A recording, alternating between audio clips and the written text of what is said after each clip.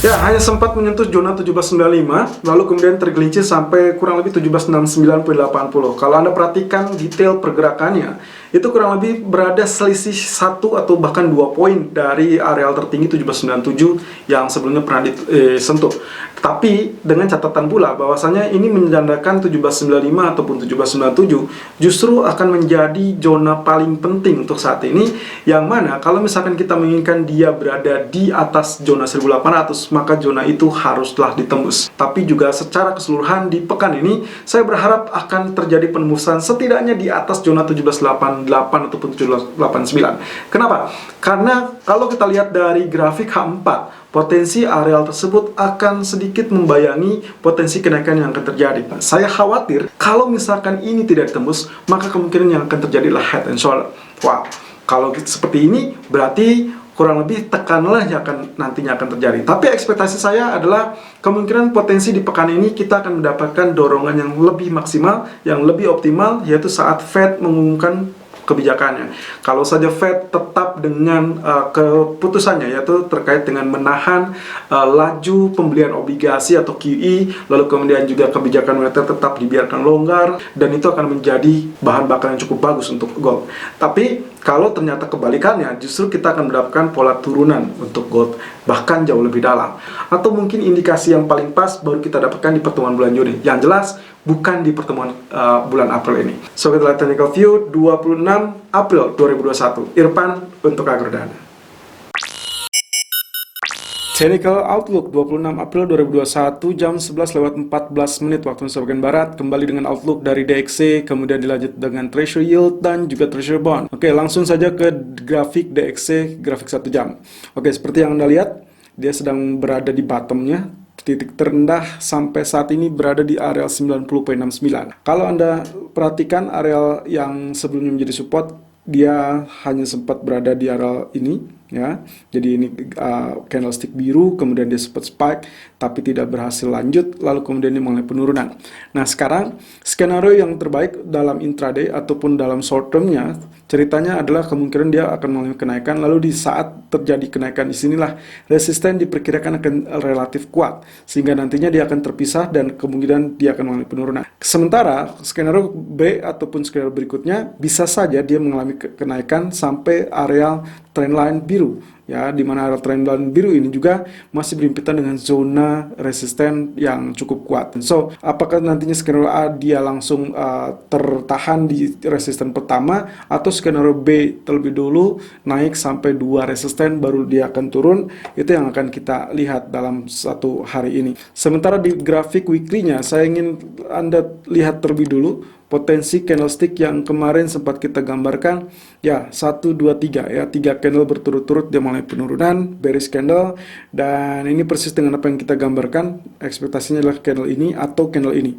ya. Kalau kita asumsikan candle yang sini di tanggal 1 Maret, areal terendahnya adalah 90,63, yang mana areal terendah sampai saat ini berada di 90,68, ya. Sementara yang minggu yang lalu itu berakhir di areal 90,81 areal terendahnya. Apabila dia menembusnya sampai zona yang ini, berarti dia akan menunjukkan 89,68. Jadi kita masih tetap dalam satu pekan ini apakah dia akan menembus zona 89 apa tidak. Tapi yang jelas di samping kanan 1, 2, 3, 4 dan sedang menuju wave kelima. Jadi wave kelimanya adalah saat dia confirm menembus titik ketiga, di mana titik ketiganya tersebut berada di area 89,18. Masih cukup jauh, apalagi kalau kita bicara tentang target dari double top yang sangat-sangat besar di grafik mingguan. Tapi andai kata kita tidak melihat ini, cukup lihat dari sininya saja. Bagian dari wave kelima saya rasa cukup menjanjikan, walaupun dengan catatan pula hati-hati, karena begitu dia terhenti bisa saja kita mendapati pola kebalikannya, malah inverse head and shoulder di bagian ini. Jadi selama dia belum menyamai areal titik ketiga ini, maka inverse head and shoulder masih berpeluang untuk menggagalkan pola penurunan. Sementara di grafik daily chart, juga kemungkinan potensi yang kita dapatkan head and shoulder. Saya rasa ini sudah layak untuk disebut head and shoulder karena kemarin dia mengalami spike 2 candle berturut-turut dengan area high 91.42 dan juga ya 91.41. Jadi ini keduanya berdekatan. Jadi saya asumsikan dia sudah maksimum. Kemudian ya ini bagian left, ini head, ini bagian right shoulder. Jadi kita tinggal nantikan saja apakah dia tembus bagian neckline apa tidak. Kalau tembus, of course, ini akan semakin menekan untuk US dollarnya. Sementara di grafik Treasury Yield, ini sedikit berbeda. Kemarin dia justru mengalami kenaikan di hari Jumat, sementara US dollar justru mengalami penurunan.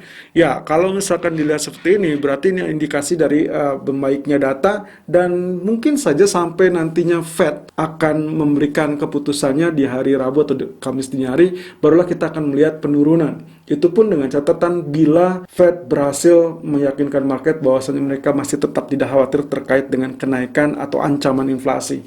So, kita akan lihat untuk hari ini pun grafik menunjukkan yield masih akan tetap naik. Jadi ekspektasi kita dolar tetap tertekan, yieldnya masih akan naik, tapi berarti gold belum akan menembus 1.800. Kecuali kalau misalkan keduanya berhasil bersinkronisasi, yaitu yield mengalami penurunan dan dolar mengalami penurunan, maka gold bisa dengan tenangnya menembus zona 1.800. Nah, sementara di grafik 1 jamnya, potensi pergerakan dari yield sendiri, ekspektasi saya adalah kembali menyentuh zona resisten, dan ini adalah area resisten penting yang juga berhimpitan dengan historical price ya.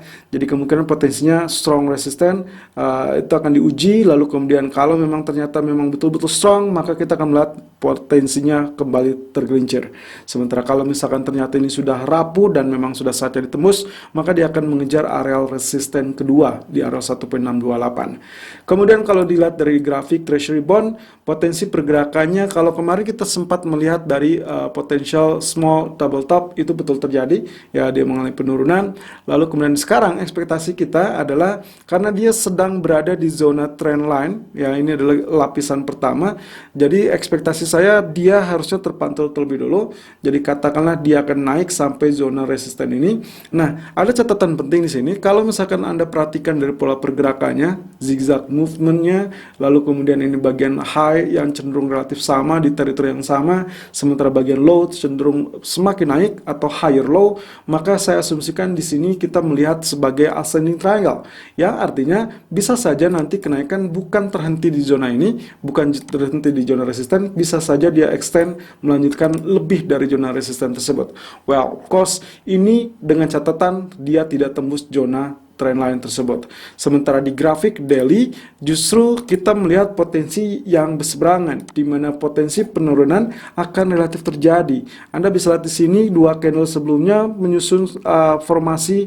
Kalau menurut saya ini masuknya kategori teaser top ya, karena area tertinggi di tanggal 22 April berada di 1 atau 96.10, sementara di tanggal 23 April 96.10. Ya, berarti topnya sama, jadi kemungkinan dia tweezer top, dan itu artinya bond atau obligasi dia akan cenderung mengalami penurunan. Technical view gold 26 April 2021 jam 11:22 waktu Indonesia bagian barat, high 1782.70 dan low 1773.80 dan running price 1780.80. Ya, kembali dengan outlook terbesarnya terlebih dulu saya perkecil. Ya, Anda masih ingat yang saya sampaikan, ini adalah bignya ya, big trendnya adalah major trendnya, ini yang kita nantikan. Jadi tren kenaikan, ini adalah faktor correctionnya. Lalu kemudian dia memang terhenti di area 61.8%, yaitu 1689, walaupun dalam kenyataannya dia sempat tail sampai zona 1676, bahkan sempat 2 kali, dan di sini membentuk double bottom. Jadi kita masih tetap mengharapkan target utama dari double bottom tersebut di 1809 bisa tersentuh. Tapi sampai saat ini area tertinggi hanya sempat menyentuh 1795 dan 1797. Oke, ada dua hal di mana potensi kemungkinan dari double top bisa saja dianggapnya sudah selesai. Ya, itu kalau misalkan merujuk dari area 1797 yang terlampau kuat untuk disentuh ataupun ditembus. Nah, yang kedua, kemungkinan potensi ini adalah kesempatan di mana dia mencari tenaga terlebih dulu dengan pola candlestick yang tercipta di hari Jumat. ini cukup menjanjikan, ya tailnya cukup panjang ke atas, sementara bagian bawah cukup kecil, ya cukup pendek. Sementara candle sebelumnya itu adalah warna hitam atau bearish candle. Jadi ekspektasi saya sebetulnya dengan keberadaan candlestick di hari Jumat seperti ini, saya mengharapkan akan terjadi pola bullish candle. Kurang lebih seperti ini, mirip kejadiannya di tanggal ini adalah candlestick doji di tanggal 1 Maret, lalu kemudian besoknya di tanggal 2 Maret dia mengalami kenaikan. Jadi kemungkinan ini akan terjadi kenaikan, dengan catatan pula seandainya dia bisa menembus zona tertinggi yang kemarin tercipta 1795, itu akan jauh lebih diharapkan atau lebih diekspektasikan. Tapi minimal dia bisa melewati area penutupan ataupun pembukaan kemarin 1783.90, saya rasa itu sudah sangat-sangat baik. Apalagi kalau kita menantikan yang paling besar dari trend channel ini, yaitu ini diasumsikan sebagai zona pullback-nya. Jadi secara normal ini memang zona pullback yang sangat-sangat mumpuni, dan kita akan lihat pantulan di sini akan sangat deras dan kemungkinan dia akan bisa mendorong sampai 1800. But hey, kemungkinan potensi tersebut bisa saja akan terjadi baru di hari Rabu atau Kamis dini hari, karena kemungkinan ekspektasi market adalah terkait dengan tidak adanya perubahan kebijakan ataupun pengumuman yang mendadak dari Fed. Sementara di grafik H4, potensi kemarin kita sudah sangat benar, potensi penurunan sudah kita manfaatkan dan dia terhenti di grafik atau di garis trendline, ya, dan itu juga berdekatan dengan area historical price 1769. Lalu kemudian kalau misalkan kita lihat dari pantulannya sampai 1777 atau 1776, lalu kemudian pagi ini pun dia sempat tergelincir di 1773 tapi masih tetap di atas. Saya rasa ekspektasi saya dia harus kembali melewati zona ini. So 1783 atau sedikitnya 1786 minimal dia harus sentuh atau bahkan lewat. Kenapa? Karena kalau misalkan dia gagal melewati 1786, yang saya khawatirkan berikutnya adalah potensial dari head and shoulder. Ya, Anda bayangkan ini bagian leftnya, ini bagian headnya, kemungkinan di bagian inilah yang menjadi area right shoulder. Jadi kemungkinan right shouldernya bukan yang ini, tapi right shouldernya yang kenaikan ini. Ya, jadi kemungkinan potensinya kalau misalkan dia gagal, maka neckline-nya nanti akan berada di kisaran ini. Nah, ini yang akan menjadi neckline dia, sehingga kemungkinan potensinya support pertama dari trendline bisa ditembus, lalu kemudian neckline di support kedua 1770 bisa ditembus. Jadi, andai kata Anda melihat kenaikan di pertengahan malam, katakanlah sampai sesi Amerika menjelang ataupun rilis data, maka Anda perhatikan area tertingginya berapa. Kalau misalkan dia berhasil atau melampaui zona 1788, 1789, katakanlah dia berada di 93 atau 95, which is good, itu berarti Anda abaikan terkait dengan head and shoulder. Tapi kalau misalkan dia terhenti kembali di zona 1788 atau sedikit di bawahnya atau bahkan sedikit di atasnya kisaran 1790 atau 1791, maka berarti adalah kemungkinan adanya head and shoulder. Tapi kalau misalkan ternyata sudah melewati, well, at least kita akan berpotensi melihat zona 1800 dalam waktu dekat. Sementara di grafik H1, harapan saya di pagi hari sudah berhasil karena saya melihat potensi small double bottom di sini. Ya, tailnya cukup baik 1773, kemudian dia tembus kembali zona trend line, which is good karena kita berarti berasumsi bahwasanya ini hanya sekedar false breakout.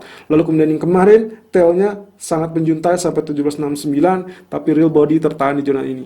Jadi ini masih cukup areal bagus karena kemarin kita menandai di kisaran zona ini dan zona support ini. Jadi kemungkinan potensinya saya masih tetap harapkan kali ini 1783 setidaknya harus ditembus terlebih dulu supaya ada kesempatan untuk menembus zona 1788 atau 1789.